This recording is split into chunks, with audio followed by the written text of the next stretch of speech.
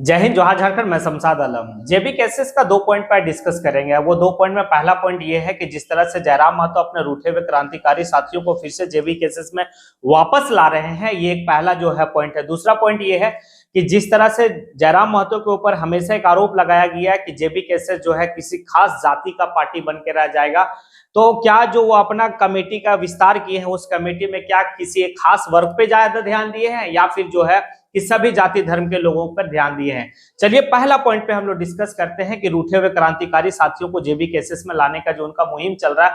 तो पहला ये देखते हैं कि एक वक्त ऐसा था कि जिस समय तीर्थनाथ आकाश और जयराम महतो जो है कि मानव श्रृंखला में देखने को दोनों साथ चल रहे थे, भाषा को लेकर, खतियान को लेकर दोनों साथ चल रहे थे। लेकिन आखिर कौन सी बात वो दोनों के बीच में हुआ कि दोनों जो है कि अलग हो गए। लेकिन अभी कुछ दिन पहले ही जो है कि एक सप्ताह पहले जो है कि तीर्थनाथ आकाश से जाके जयराम महतो मिलते हैं और एक बंद कमरा में काफी देर गुफ्तगू होती है। अब ये जो गुफ्तगू हुई होगी तो स्वाभाविक सी बात है कि किसी राजनीतिक मुद्दे पे ही हुई होगी और शायद जो है कि उनका हालचाल भी लेने गए थे। तो राजनीतिक मुद्दा पे ये हुआ होगा कि 2024 में विधानसभा चुनाव होने वाला, 2024 में जो लोकसभा चुनाव होने वाला है, तो मैं ये चाहूंगा कि तीर्थनाथ आकाश भाई कि आप जो है जेबी केसेस में आइए और जेबी केसेस को लेकर चलिए और हम लोग झारखंड का दशा और दिशा बदलने का बात करेंगे। ये तीर्थनाथ आकाश से बात हुई होगी जयराम महतो का। दूसरा जो पॉइंट ये है वो आपका आता है कि जो रिजवान क्रांतिकारी, कल तक जो है कि रिजवान क्रांतिकारी मतलब अपना एक संगठन बना के जो है कि मुस्लिम वर्ग को, लोगों को जो है कि अवेयरनेस करने का काम कर रहे थे और कल 20 जनवरी 2024 को जो है कि जेबी केसेस में अपना संगठन का विलय कर लिए। लेकिन एक बात है, रिजवान क्रांतिकारी जो है कि धनबाद में अपने संगठन का विलय नहीं किए, वो कहीं ना कहीं जो है कि अपने संगठन का जो विलय किए वो रांची के शहर में किए, यानी कि प्रदेश की राजधानी में किए। तो लोग कहते हैं कि अगर आप अपने शहर से अगर कोई वर्क करते हैं तो दूर तलक आपकी आवाज नहीं जाती, दूर तलक आपकी बात नहीं जाती है। लेकिन आप अगर प्रदेश में, आप अपने प्रदेश की राजधानी से अगर किसी बात को कहते हो तो पूरे प्रदेश में वो बात फैलता है। और यहाँ पे जयराम महतो रिजवान क्रांतिकारी को अपने खेमा में लाना, यानी कि एक अच्छा सूझबूझ का संकेत दिए कि भाई कि एक 2024 जो है कि मैं हर वर्ग और हर समुदाय के लिए लेकर चलना चाहता हूं। अब देखिए एक बात तो और है कि खास करके ये मैं आग्रह करूंगा और मैं ये एक जो है कि बात बिल्कुल कहना चाहूंगा, क्योंकि मैं हमेशा इस बात को सोचता हूं और समझता भी हूं। जिस तरह से जयराम महतो सभी लोगों से मिल रहे हैं, तो अमित महतो से भी जाके जयराम महतो एक बार मिले, जरूर मिले। और हमें उम्मीद है कि 2024 का इलेक्शन आने के क्रम में जो है कि जयराम महतो और अमित महतो एक साथ होंगे, क्योंकि अमित महतो भी एक योद्धा है। अमित महतो भी जो है कि खतियान को लेकर, भाषा को लेकर, सरकार की गलत नीतियों को लेकर हमेशा और झारखंडियत की बात को लेकर हमेशा जो है कि वो आवाज को बुलंद किए हैं। आप देखे होंगे कि कोई ऐसा विधानसभा नहीं होगा जहां पर अमित महतो जो है कि अपना जो है कि दौड़ नहीं लगाए थे। और कहीं ना कहीं वो जेल भी जाने का काम किए वो आंदोलन को लेकर, तो वो भी एक आंदोलनकारी है। तो जयराम महतो से जो है कि एक सवाल ये भी बनता है कि आप अमित महतो से जाइए, अमित महतो से मिलिए और संगठन में लाने का उन्हें भी अथक प्रयास कीजिए, बहुत मजेदार होगा। और चौथा जो व्यक्ति है वो व्यक्ति है कि झुमरा किंग करण महतो को भी जेबी केसेस में लाकर जो है संगठन को मजबूत कीजिए और संगठन काफी जो है मजबूत दिखेगा। 2024 में झारखंड का दशा और दिशा बदलने के लिए अगर ये पूरी टीम, युवाओं की टीम अगर बनती है तो वाकई में युवा सरकार बनेगी झारखंड में। ये पहला पॉइंट हो गया जो जयराम महतो एक अच्छा पहल लेके चल रहे हैं, एक अच्छा सूझबूझ लेके चल रहे हैं। चलिए दूसरी पॉइंट पे चलते हैं कि जो हमेशा उनके ऊपर जो है कि एक आरोप लगाया गया है कि जयराम महतो जो है खास जाति और खास वर्ग की पार्टी बना के रखेंगे जेबी केसेस को। क्या? तो ऐसा कोई बात नहीं है।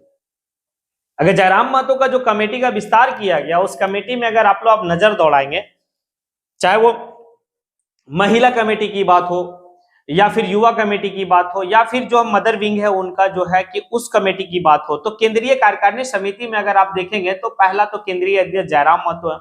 दूसरा जो है कि प्रधान महासचिव जो दूसरे नंबर की पोजीशन पे है वो फरजान खान है। अब आता है कि महासचिवों की संख्या जो है कुछ लोगों को वो रखे हैं, जैसे दिनेश साहू है, उसके बाद पांडुराम हाईबुरु है, फिर दीपक महतो है, उसके बाद उदय कुमार मेहता है, पवन कुमार रजक है, अजहर अंसारी है। ये जो है कि आपका महासचिव है। वर्गीय उपाध्यक्ष मोतीलाल महतो है, उसके बाद उपाध्यक्ष में तरुण महतो, यमुना मंडल, मनोज यादव, संजय मेहता, शंकर महतो, दीपक रजक, प्रेम माडी, संतोष टुडुआर। देखिए इसमें जब देखा जा रहा है तो इसमें स्पष्ट रूप से ये दिख रहा है कि कोई खास एक जाति और एक वर्ग के लोगों को ध्यान नहीं रखा गया। इसमें सभी जाति और सभी वर्ग के लोगों को ध्यान में रखा गया। अब इसी बात में अगर हम लोग देखते हैं तो महिला विंग भी है आपका। देखिए फिर आप देखेंगे कि कोषाध्यक्ष में देखेंगे विकास कुमार महतो है, प्रधान महासचिव में देखेंगे तो विकास कुमार हांसदा है, सचिव में देखेंगे तो गोपेश कुमार महतो, आजाद हुसैन अंसारी, दीपक रवानी, रोहतास कुमार, रविशंकर यादव, अर्जुन रजवार, राजेश रतन, मिथिलेश मेहता, रुपेश कुमार मंडल। और केंद्रीय प्रवक्ता में आप ये भी देखेंगे कि जो केंद्रीय प्रवक्ता वो बनाए हैं वो विजय कुमार सिंह को बनाया है, सुशील कुमार मंडल को बनाया, राजेश कड़ुआर को बनाया है। ये देखिए उनकी जो है कि एक अच्छा जो है सूझबूझ। उसके बाद केंद्रीय मतलब आपका जो है कि युवा जो संगठन बना वो भी संगठन में बेहतर रूप से जो है कि सभी जाति सभी धर्म के लोगों को ध्यान में रखे हैं। महिला में भी उसी चीज को है कि महिला में जो एक सवाल हमेशा उनके ऊपर, तो कहीं ना कहीं एक अच्छा राजनीति सूझबूझ का वो एक परिचय दिए कि एक बेहतर जो है कि संगठन बनाया है। अब देखिए 2-3 सवाल और यहाँ पे बनता है। पहला सवाल ये है कि आप ये पूरे कमेटी विस्तार में कहीं भी देवेंद्र नाथ महतो का नाम नहीं है, जबकि देवेंद्र नाथ महतो जो है कि आज के वक्त में पूरे झारखंड में उनको जो भी जेबी केसेस को जानता होगा तो देवेंद्र नाथ महतो को जानता होगा। कल रिजवान क्रांतिकारी जो है कि अपने संगठन को जेबी केसेस में विलय किए, उस समय भी उस सभा में देवेंद्र नाथ महतो आपको देखने को नहीं मिले। तो क्या देवेंद्र नाथ महतो जो है कि जेबी केसेस से रूठा हुआ, जयराम महतो से रूठा हुआ?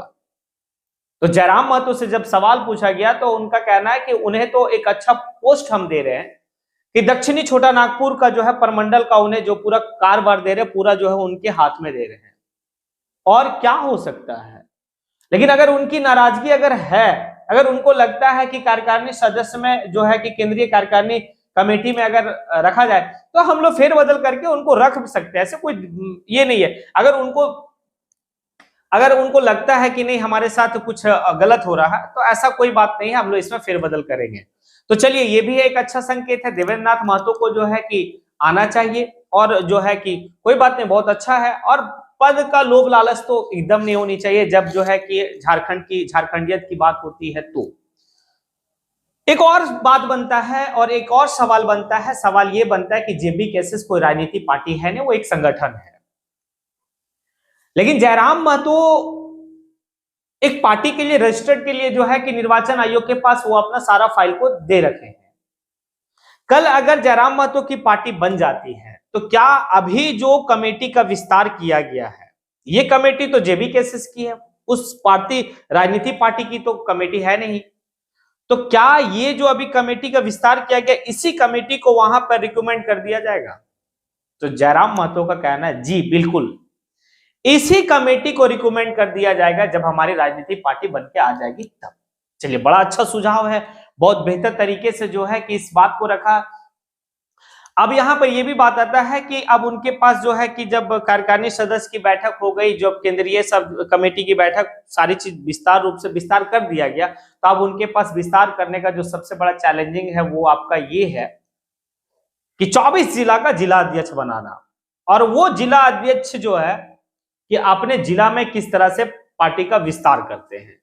बड़ा दिलचस्प रहेगा 2024 का विधानसभा चुनाव झारखंड का, क्योंकि जहां पर हमेशा जो है कि बड़ी बड़ी पार्टियां दावा करती थी, आज जो है कि झारखंड का माटी से उभर कर एक पार्टी जो है धनबाद की गलियों से उभर कर जो है कि मतलब सामने आई है, और जो झारखंड में सरकार बनाने की चैलेंज कर रही है, सरकार बनाने की दावा कर रही है। अगर आपको लगता है कि मेरी बात पे आप सहमत हैं तो फिर आप कमेंट बॉक्स में आके जरूर कमेंट करें। इसी के साथ मैं अपनी बात को यहीं पे समेटता हूं। जय हिंद।